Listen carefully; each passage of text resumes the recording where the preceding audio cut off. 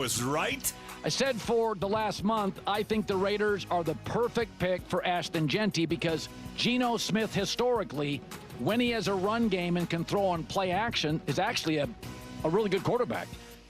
You go look to his career on play action, he has a 106 passer rating. So now they've got their quarterback in Geno, a star tight end, a star running back, Colton Miller, a left tackle, and they went and picked up some wide receivers. They also have Chip Kelly and Pete Carroll. I don't know how the Raiders are going to do, but I thought this was the perfect pick. I loved everything. And at 5'8", people say he's small. It is hard to get leverage on 5'8" running backs. Nobody bounces off more college defenders than Ashton Jeanty. Yeah, I love everything the Raiders did. I think they had an awesome draft. I saw people kind of starting to criticize their draft. I don't know why. Must be a lot of Chiefs fans out there. But I think some of the confusion part, because I think people are kind of like, oh, their O-line and whatnot. I think part of the confusion for this team is that this team, so there's the feeling that this team, that the Raiders like kind of need a rebuild. And the truth is that this team needed to build. And when you come in and bring new coaching staff, new quarterback, that's already your rebuild. You've rebuilt now. Now you're just building. Now you're just building off of this new foundation. If you didn't have a new coaching staff, you didn't have a new quarterback, then I could agree with some of these things. But you're bringing in a significantly better coaching staff. So, I mean, it's like light years, right? We've already talked about that a lot. Pete Carroll, Chip Kelly, boom, knocked it out of the park. Geno Smith. I understand that Geno Smith is not this flashy, larger than life, earth-shattering quarterback that when your team gets him, everyone's dancing and they can't believe it, right? They just got the Geno Smith sweepstakes and now he's going to be in all the commercials and it's like, oh my God, oh my God, oh my God. I get that. But Geno Smith has, over these last few years, has been a great quarterback, a incredibly consistent, dynamic, and exciting quarterback. Now, the truth is most people do not watch all the games, and I understand it. They only really watch either their own team or they'll watch whoever's on Sunday, Monday, whatever. And so you probably did not watch a lot of Geno Smith. So you kind of only maybe saw him in random moments. But if you really watch him throughout the course of a season, many times you watch, you're like, oh, there's something there. You're like, oh, if they could just support him, this guy can win. And that's exactly what they're doing. And I think that this was such a balanced draft because they went all in on supporting this offense, right?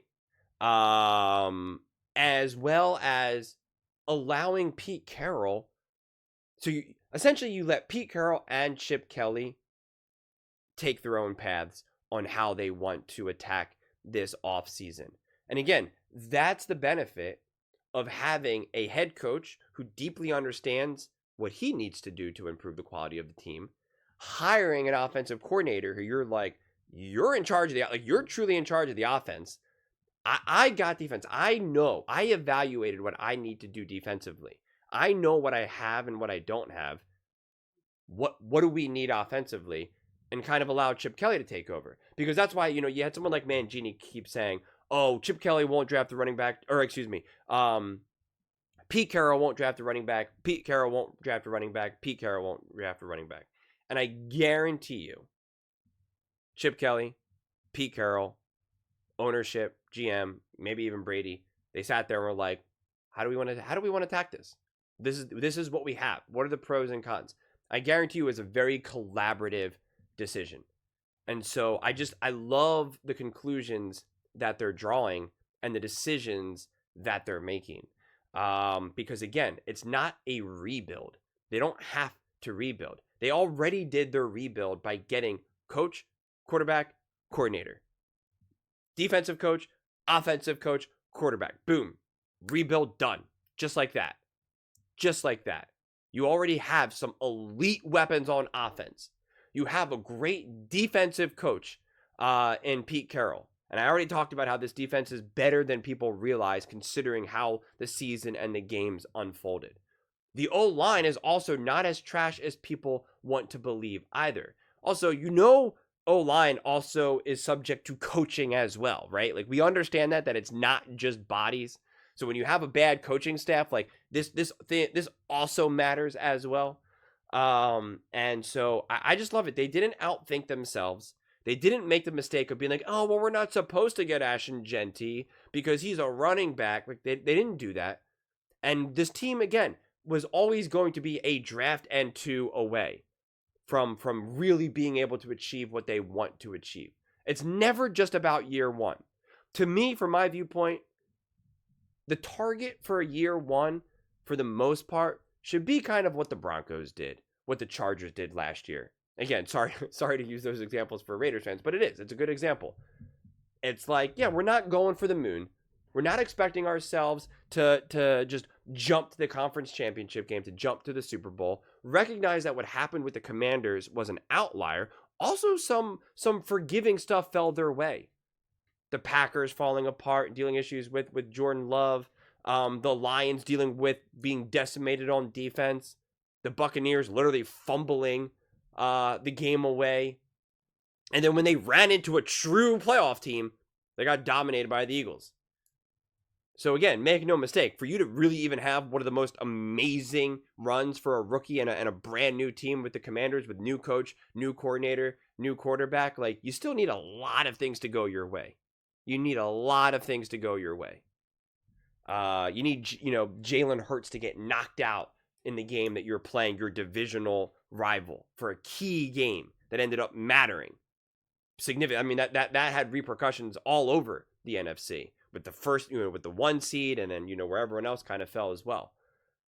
So you always need a lot of things out of your control. So to me, it's like, yeah, this team is totally set up to win 9, 10 plus games. And that's awesome. That's awesome. That should be a playoff caliber team. The rest will be execution and the football gods, man, right? It's execution, football gods. You have the roster, you have the coaching staff, you have the quarterback. Execution, football gods. And that's such an awesome place to be in because that is not where the Raiders have been. That's not where the Raiders have been. I think this AFC, this division is set up to be a gauntlet, which is very much what I said about the NFC North last season. That ended up being accurate. The Bears kind of dropped the ball a little bit, but still, obviously, 3 teams making the playoffs. And just, a lot of those games were really tough, physical, hard, and exciting. And it just feels like that's the way how this division is going now. And like I said kind of previously before, what's so exciting is that over the last few years, it was like, yeah, the Raiders could beat the Chiefs. And it's like a fun moment for the Raiders. And, the NFL talks about it and whatnot. But, like, it doesn't really end up mattering for the Raiders or even the Chiefs for that matter. All of these games matter. The Raiders play the Broncos. That game truly matters. The Raiders play the Chargers. That game matters. The Raiders play the Chiefs. That game matters. Nick Wright himself even said, oh, I think the Raiders can be the 2nd seed. So then beating the Chiefs could potentially make them the 1 seed. These games matter. These games matter. And for so long, the games have not mattered. And so to me, from just a fan outside looking in, that makes me excited. And I'm happy that they decided to support this offense. They decided to support Chip Kelly. They went out and got some weapons. They have the quarterback. They have the wide receiver. They have the tight end. They have the running back. They got the coach who can pull all the strings. They got the defensive coach who can elevate the talent around. What more can you ask for in a 2-month window? I mean, think about it. This Raiders team was just built in like a 2-month window. It's amazing. It's extraordinary. It's why the NFL is undefeated and without a shadow of a doubt, honestly, the best sport in the world. I know technically soccer is. That's just because people internationally are a little late to the game. But those are just my thoughts. I'd absolutely love to hear yours. What do you guys all think about the Las Vegas Raiders and how they went after the draft? Let me know in the comments below. I read every single comment. So whether you agree with me or disagree with me, either way, let's get in some discussions. Let's get in some fights. But ultimately, let's just have some fun. And please do consider subscribing. We are building an amazing community here and absolutely love to see you part of it. I want to build something that we all genuinely feel connected to. Something that we're really excited to be part of. I think we're on our way to doing it. Please don't forget to give this video a thumbs up, as it really does help the visibility and the algorithm. Thank you so much. See you next time.